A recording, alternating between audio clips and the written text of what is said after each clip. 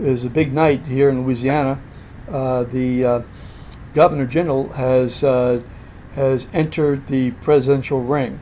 So, Greg, why don't you give us an idea as to what happened? You were down there, so go ahead, please. I, I was. It was a event. It was at the Pontchartrain Center in Kenner, not in New Orleans. And people thought, well, how's it going to, make this announcement in New Orleans where he's not very popular? And but it was at the Pontchartrain Center in Kenner. It was I think there were more than 1,000 people there. Enthusiastic supporters. A lot of them worked for him, but there were others who just regular people who have supported him all along. And the governor's trying to get some traction in this 16-person Republican field of candidates. And he said nothing that you hadn't heard before, but I'm sure he's hoping that he can get a bump, which in the polls, which political scientists say usually happens, and then maybe catch fire in Iowa and New Hampshire. I know everybody thinks it's unlikely, and certainly it's unlikely. But I also talked with his political strategist today about what they believe is their path, and they're going to focus because of they don't have the money that say Jeb Bush or some other candidates have. They're going to really focus on Iowa and New Hampshire. But my question is, if he's not in the top 10 and is not, which is required to make the debates, which start in August, I just don't see how he can, I don't see how he can proceed as a serious candidate. But it was a friendly crowd, and he was enthusiastically greeted, and it was a nice event. There were at the end about 70 anti-Jindal protesters outside, not protesters, but who wanted their voices heard outside the event today.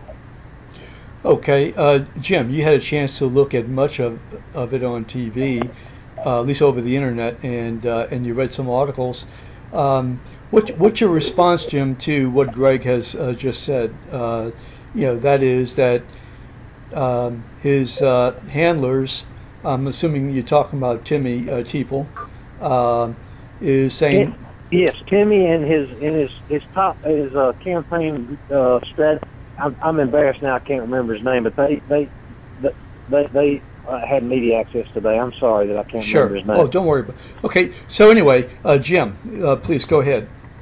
Well, I wasn't there down at the Pontchartrain Center, Jefferson Parish. I heard the governor on Sean Hannity's show. He went on after his speech down there today, stayed on for about an hour. I listened to his comments there and looked on the internet. There's a number of things about the internet. Now, this is, Jindal is no longer, of course, he's never been too tied into Louisiana, but now he's looking, as Greg said, to the national perspective. How can he get some traction in other states around the rest of the country?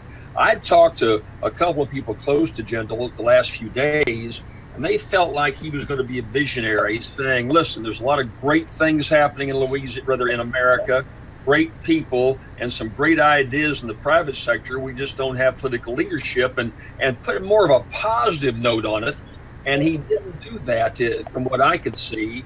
In fact, the Washington Post, I read their evening story about Jindal, and their response was that it was a strange, vicious, negative commentary that just has reflected his campaign in the past few months, that far from being positive and giving some people hope, it was beat up on Obama and beat up on the federal government. Now, maybe he thinks that'll work, as Greg said, but Fox News released a poll here today. As Greg said, there's 16 candidates now announced or sure to run. Of the 16, Jindal finishes 17th. He is below none of the above. He cannot crack none of the above. He's got 1%. Then they said, who's your second choice? Eliminate your first choice. Who's your second choice? Again, Jindal ended up with 1% dead last.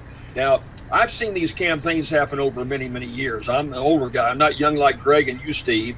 And I watched how people like Jimmy Carter emerged in 1976, and Walter Mondale, and so many of these complete unknowns emerge. But it was at a time when you didn't have these super PACs and these billionaires putting money up behind you.